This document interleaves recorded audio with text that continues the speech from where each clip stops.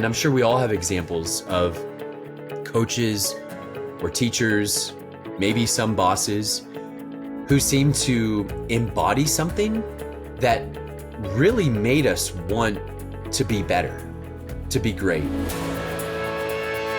Today, I am very excited to welcome my friend Ricky Shoop to the show. Now, I have known Ricky for many, many years, and he's just one of my favorite people.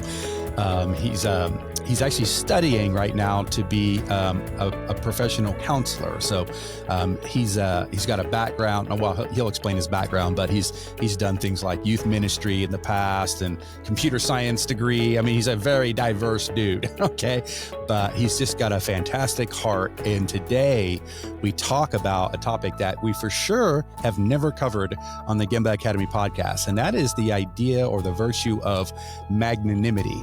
Okay, so first of all, if you're not quite sure what magnanimity is, don't worry.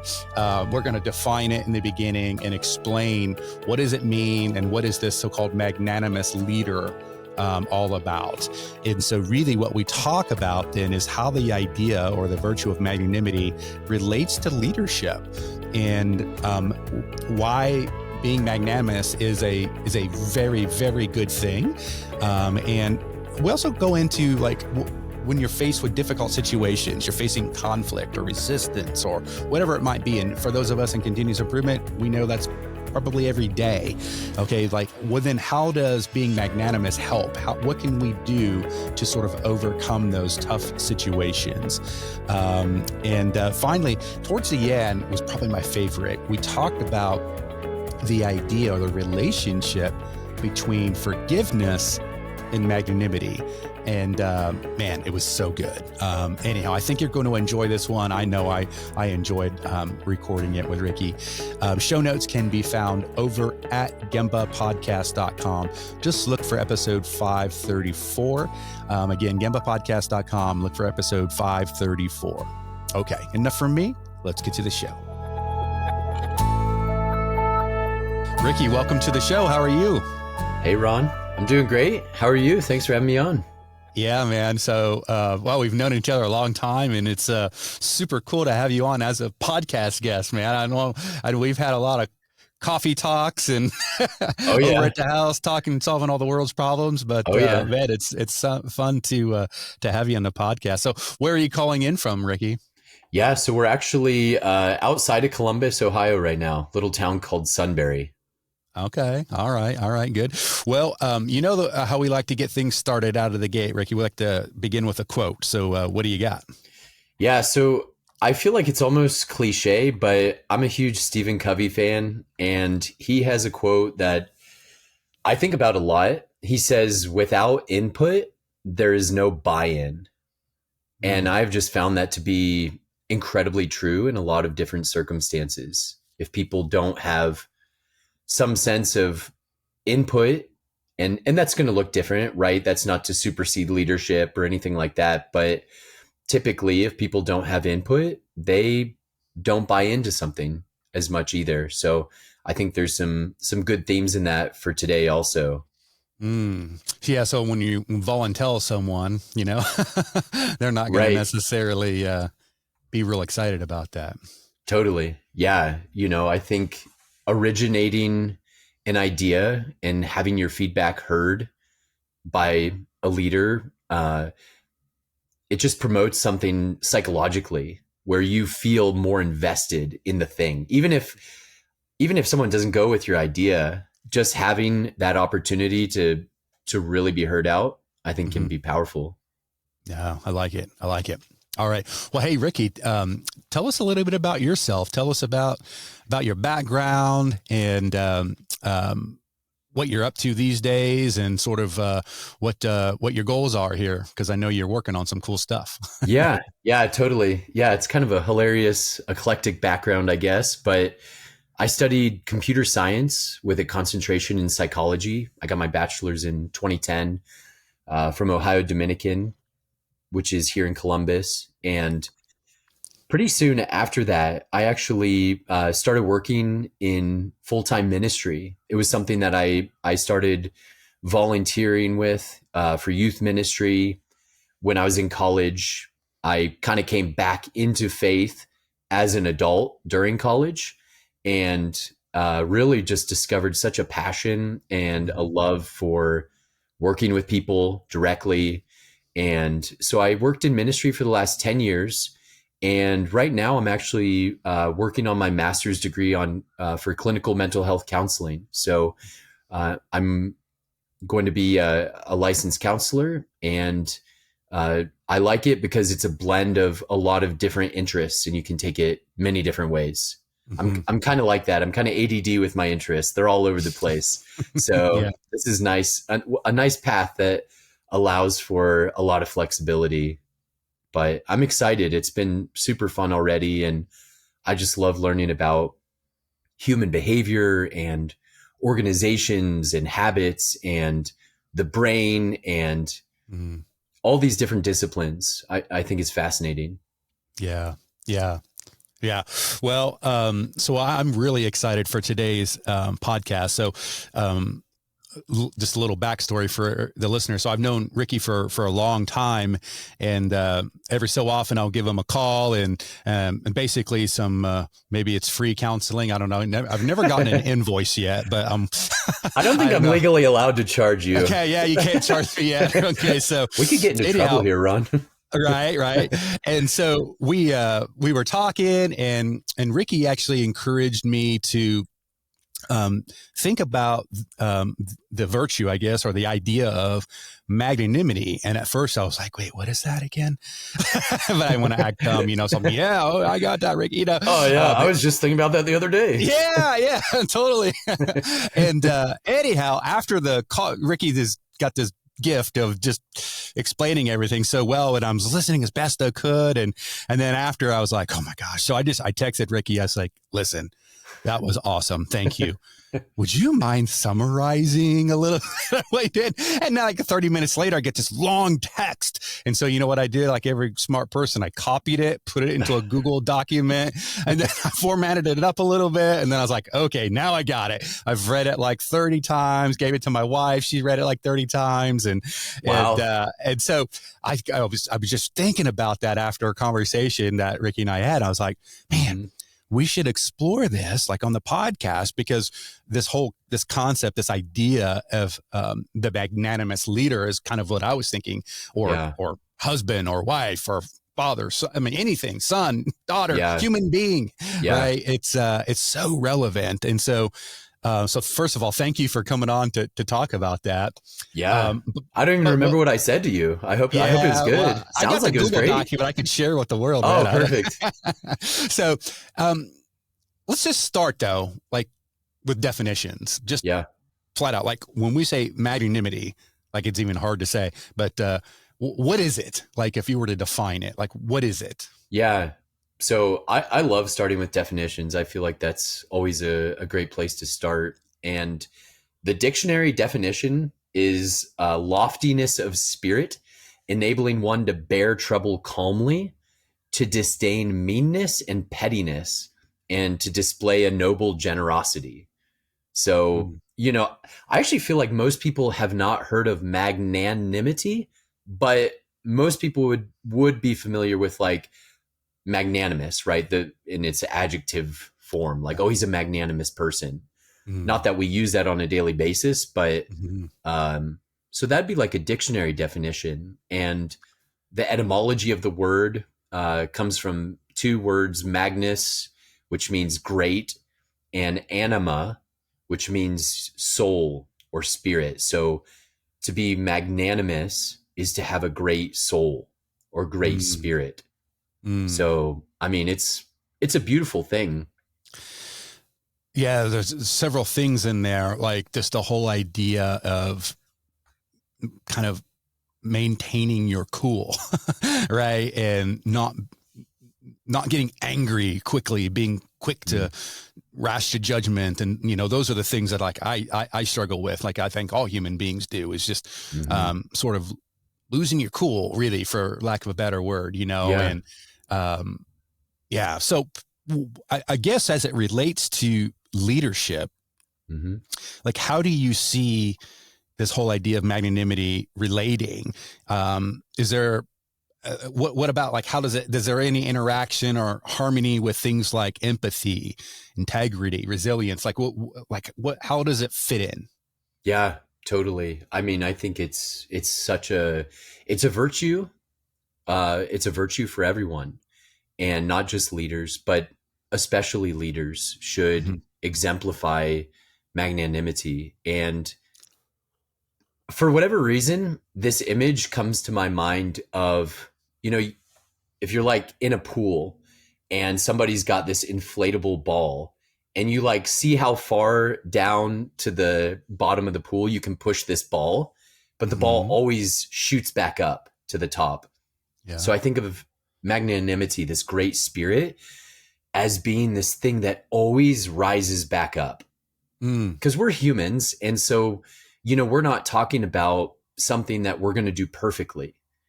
It's not something I do perfectly. It's not something you do perfectly. But like other virtues, it's something that we're striving for. It's an Mhm. ideal that we're trying to implement on. Mhm. And as it relates very appropriately with your company and with your podcast, that idea resonates with continual improvement of yourself as a person. And so those wonderful qualities of empathy and integrity and resilience are so resonant with magnanimity. Mm. It's kind of like an attribute that makes all other attributes even better. It's like this accelerator. Yeah. Yeah. So like when we think about, you know, the cardinal virtues, those hinge virtues, as they say, of prudence, justice, temperance, fortitude, like I suppose that the magnanimous person then is going to, when they need to be prudent, they're going to be very prudent, right? They're going to be, not, I want to say extra prudent, but it's going to be amplified. Maybe that's the word that you used.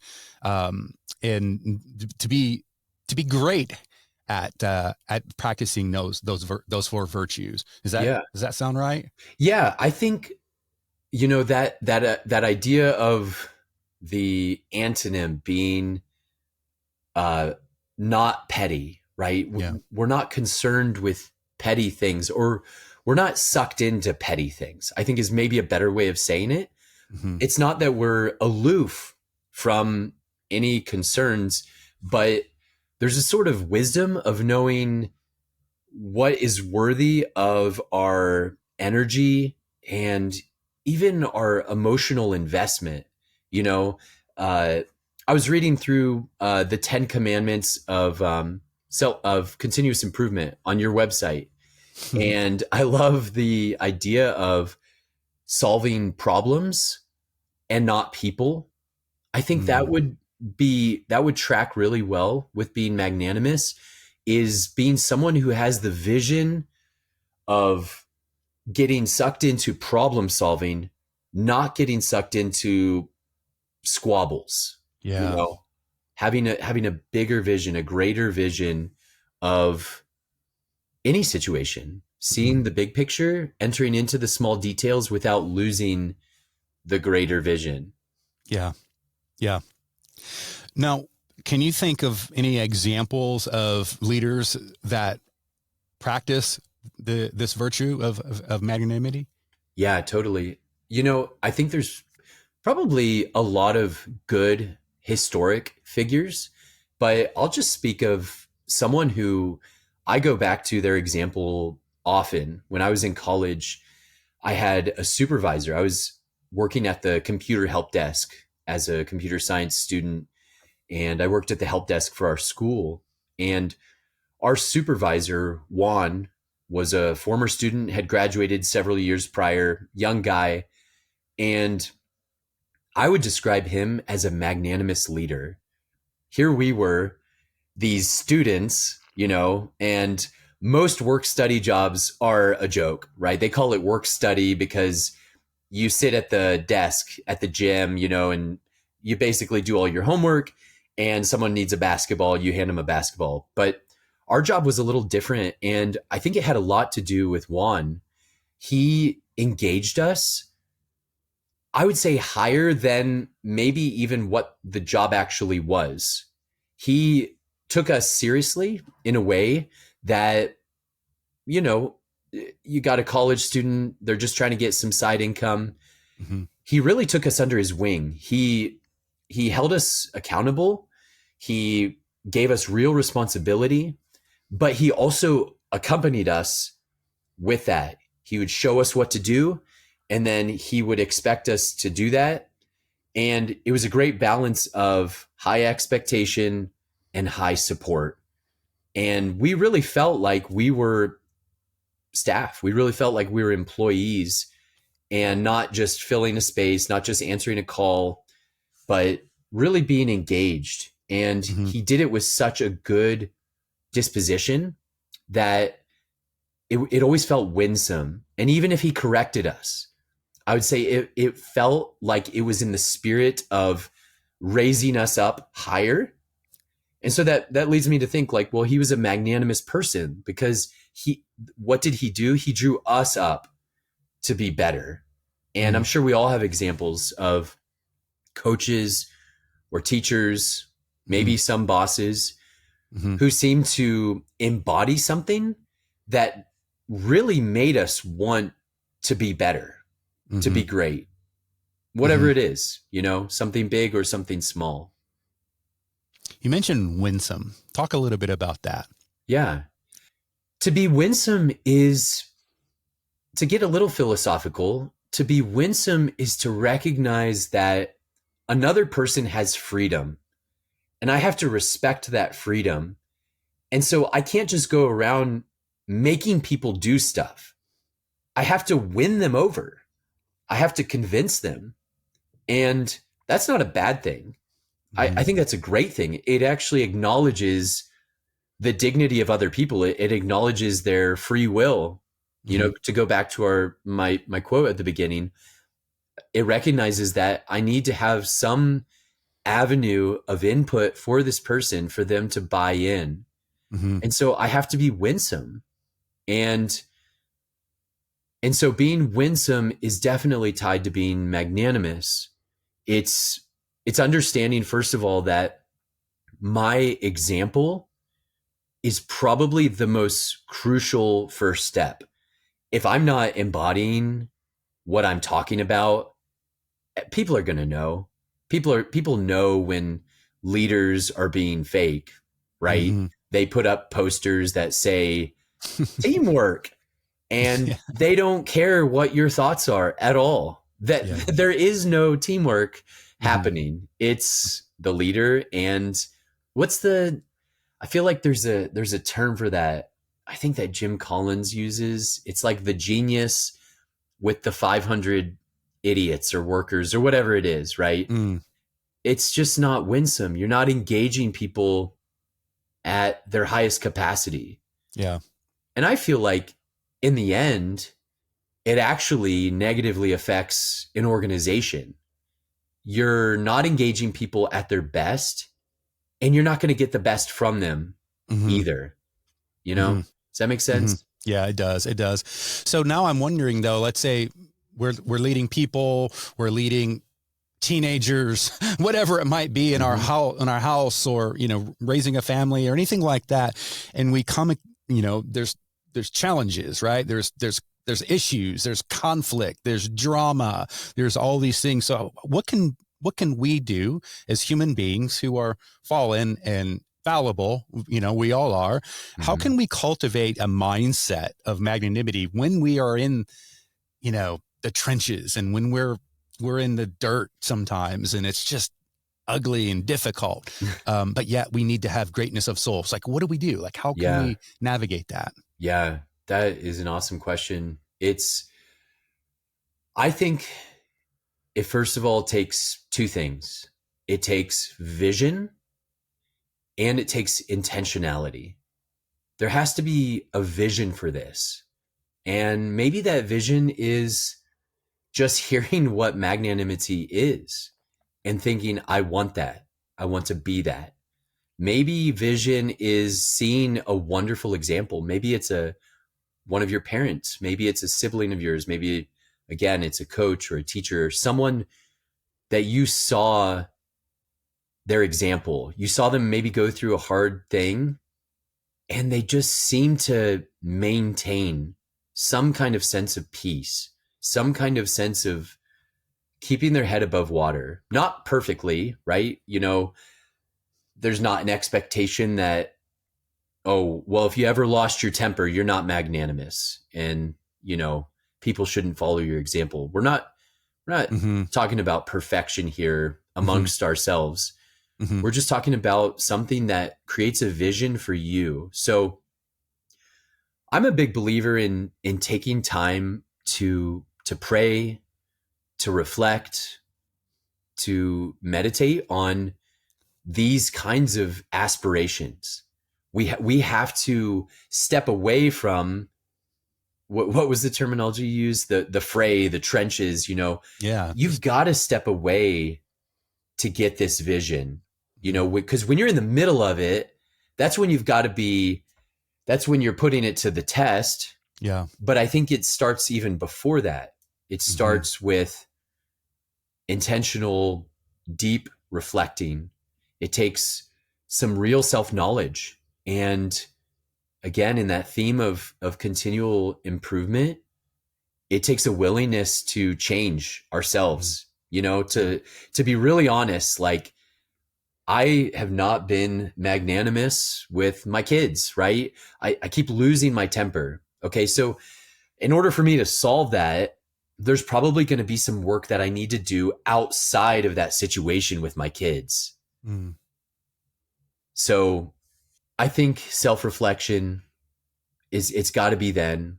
And probably similar to a lot of things that you guys teach, it's got to be a continual improvement. It's got to be looking at small things that I could do.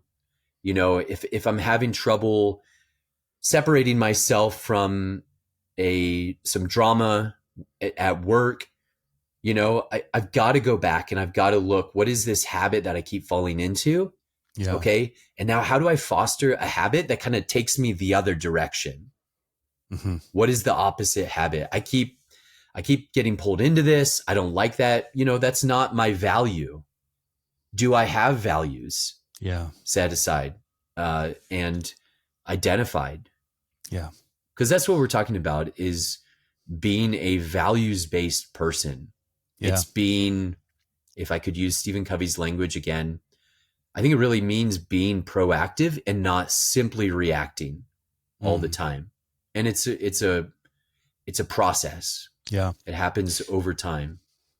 Yeah. There's this framework that we use in our continuous improvement community. We call it scientific thinking, and sort of like the idea is you make a plan or identify what your next step or your experiment's going to be. And you make a prediction, like, what do you think's going to happen? And then you do it, you do the thing, or you run the experiment, and then you see what actually happened. And then you reflect. What did I learn? When you compare what actually happened to what you predicted, then there's learning. So I could almost see us doing the same thing here, saying, okay, when my, teenage kid triggers me the next time, here's my plan, right? This is what I'm going to do. Yeah. And in fact, this is what I think is going to happen if I do that. And then when it happens, try to run the plan, run the experiment, right? And then see what actually happened and see what you learn. So really, to your point, we're going to have to practice this, right? Totally. We're going to have to practice magnanimity. And, any habit begins with taking some steps and doing the thing, right? Totally. Whether it's flossing your teeth or eating healthy or going to bed on time, or, any kind of habit that you want to build, it starts with just a simple step and then reflecting on how things go. What do you think about that? Totally. Yeah. It's funny. One of the things I really like about entering into the field of counseling is looking at this kind of interesting situation where we train for a lot of things in life. If I'm going to become a welder, I have to weld for hundreds of hours. Yeah. I'm training to be a welder, to do it well, because, at the end of the day, somebody is relying on my weld to be solid. If I'm crummy at that, that could put people in danger. If Yeah. machinery falls apart Yep. or structures collapse because of crummy welding. So we train to be a welder. Why wouldn't we train to be a good dad or to be Yeah. a good husband or to be a good boss?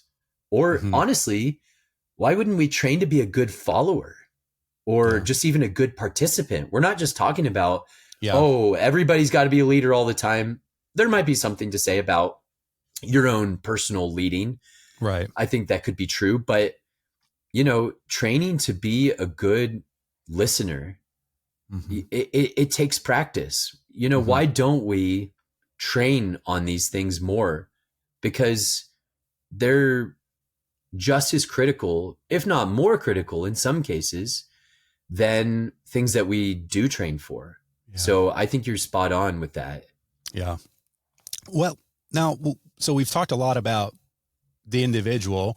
What about like a business? Here's a weird way of asking it. Could an organization be magnanimous? Yeah, that's a great question. And I think my first thought on that would be a good business is composed of good individuals. Yeah. And not only good individuals, but probably also good processes, you know? Yeah. So that combination, if you're going to be great, magnanimous has to do with being great. You've got to have great individuals and you've got to have great processes. You've got to have people that are of high character, people that are genuine, people that actually care. Yeah. And you've got to be effective. You've got to have great ideas. You've got to have a great product or a great service, and you've got to deliver it in a great way. So that would be my first thought, is that, it's just like the health of a body has a lot to do with the health of all the way down to, individual organs, and then zooming down even more to individual cells. Are your cells healthy? If they are, it's going to promote greater holistic health of the whole body. Yeah. So if you have great people, you're on your way, and you marry that with great processes. And I think that does lead to a magnanimous organization. I love it. I love it. All right. I want to change gears just a little bit now. So something that you and I have talked about a little bit in the past, but what about concepts like forgiveness? He's even in the business world, there's times to where people wrong us or whatever it might be, and forgiveness is called for. Like, what is the relationship between the idea of magnanimity and something like forgiveness? Yeah, I think it's a beautiful connection. I'd say, first of all, maybe there's a mistaken notion of being magnanimous is you just don't let stuff bother you, but I don't think that tends to lead to the outcomes that we actually want. That usually is not like a successful recipe when we don't validate what we actually feel. If someone makes us mad, being magnanimous doesn't mean I'm going to pretend that I'm not mad and then I'm going to kind of float away because I'm so great. Yeah. You don't pretend your way to it. There's nothing to be gained by not first being brutally honest with how you feel about the situation. And if you get hurt, you should acknowledge that. I think it's an important step of actually processing something and getting over it. I think when we don't acknowledge hurt, wherever it happens, in our personal life, in our professional life, we tend to just bury it.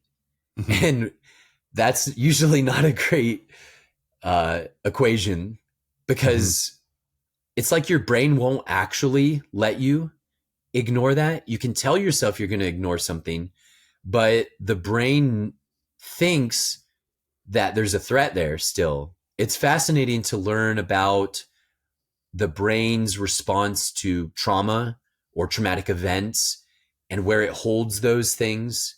So there's a need to process. And part of relational processing has to do with forgiveness. And so I think if you're a magnanimous person, you realize that you yourself can make mistakes. You realize that other people can make mistakes. And that sort of greatness of spirit, it moves you forward. It acknowledges that there could be more in the future.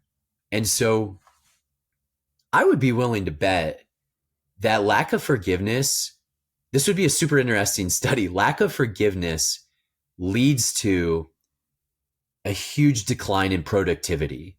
I would be willing to bet that there is a connection you could make there.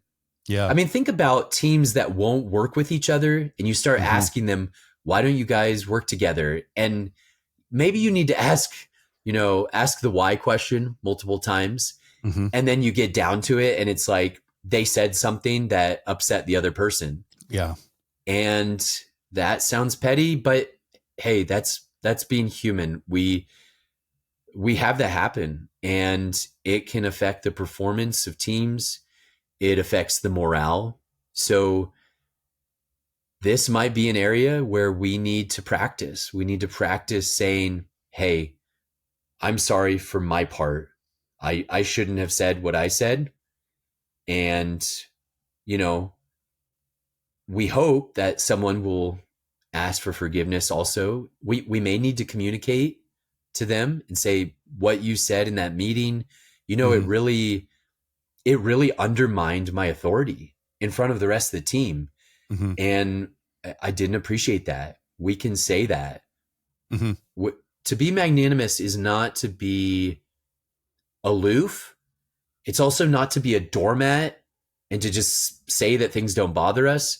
I think it's this vision of we're moving towards greatness. Yeah. How does the greatness propel me through even difficult situations like this?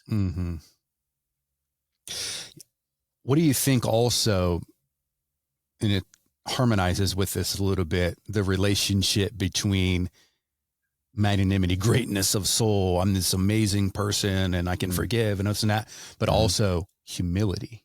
Yeah. Where do you see humility and magnanimity? Oh, totally intertwined.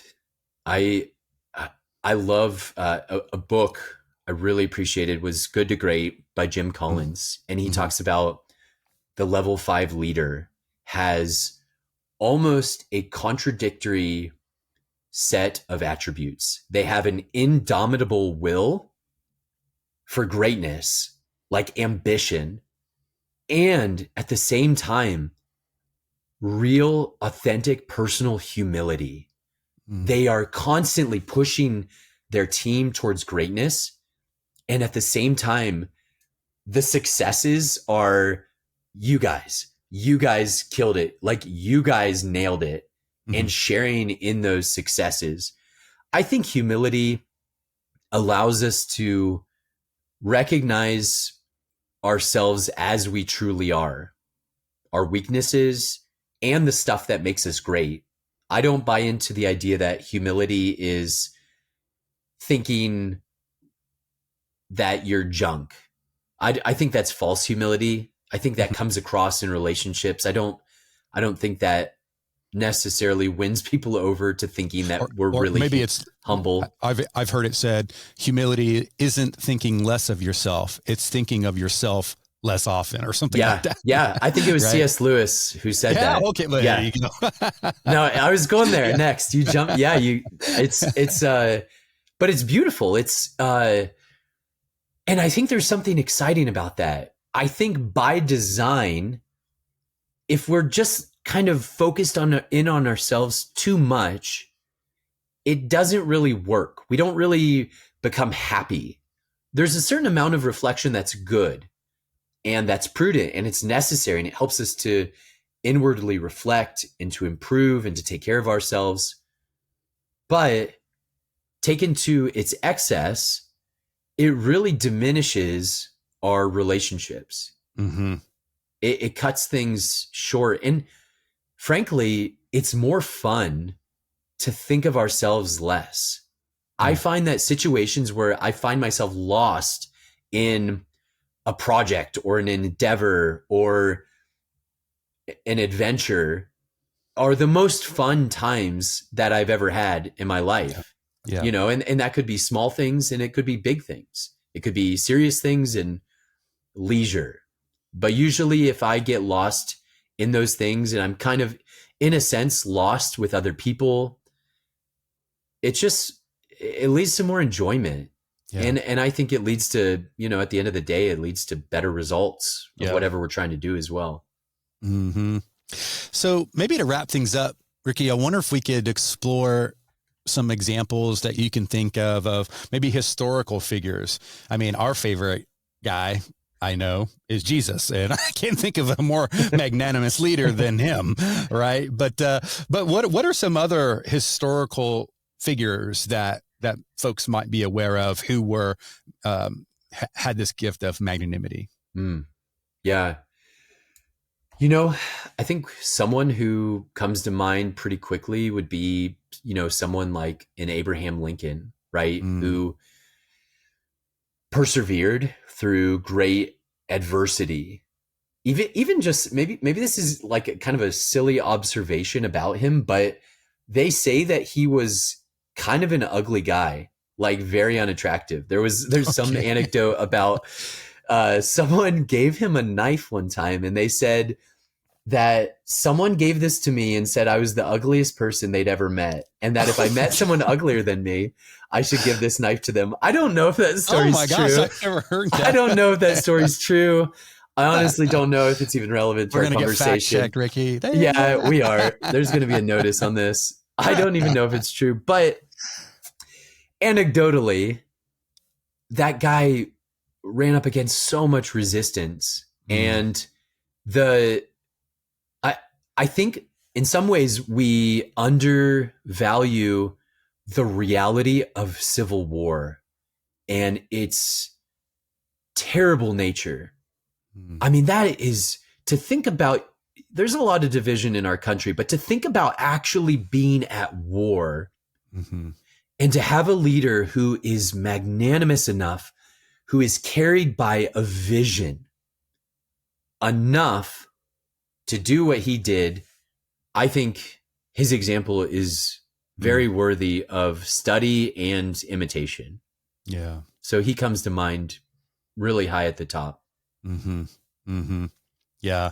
Yeah. I've always wanted to, I know there's been a lot of good books written about him. I've always wanted to learn more about him. Maybe this will be my call to action because I agree. I mean, it's a pretty fascinating set of situation that he was faced with. My gosh, you know. Totally. Yeah. Actually, another great illustration of magnanimity. This is kind of an interesting example, but I love it and I think about it a lot. I was having dinner with a guy who is a retired police officer in Oregon, and we were just having a conversation about, you know, living out your faith in the workplace and as a police officer. And I was just asking him for, you know, what did that look like for you as a police officer? And he said, well, one thing stands out, this story of, I was actually arresting this guy and I had him in handcuffs. I put him in the back of the car and he looked at me and he said, "Thank you." And I was like, "What? Thank you? What do you mean? You know, I just arrested you." And he said, "Just the way that you have interacted with me has acknowledged my dignity and thank you." And I was kind of blown away. I thought that was amazing, you know, and I think it goes right in line with this idea that magnanimity is not just being aloof or not enforcing something that needs to be enforced. Magnanimity is the way that we carry ourselves. Yeah. In a way that other people feel and recognize. Mm-hmm. I know something that you and I've also talked about in the past when we were talking about this is that the magnanimous person is also sort of, what's the word? Like, people are drawn to them. Yeah. So if you're trying to move them towards virtue or something like that, you model it yourself, and you're an attractive example of what you want them to be. You know what I'm talking about? Yeah, totally. I've had a lot of conversations with people, and I've worked with a lot of parents over the years. You know, I worked in youth ministry for quite a while, and I'd have conversations with parents, and they would ask, you know, how do I get my kid to do this or that? And I'm like, well, are you doing it yourself? Are you exemplifying that first? And then are you being winsome? Are you exemplifying what you want them to emulate? And are you doing it in a way that's actually attractive? Mm-hmm. Or are you making them turned off by it? Mm-hmm. You know, think about your own life. The people that you look up to, what are their attributes? One of their attributes is that how they hold themselves is attractive to you. You want to be like them. You want to be the way that they are. Mm-hmm. And so that's a powerful force. And that's just hardwired into us to look for that and to follow that. Yeah.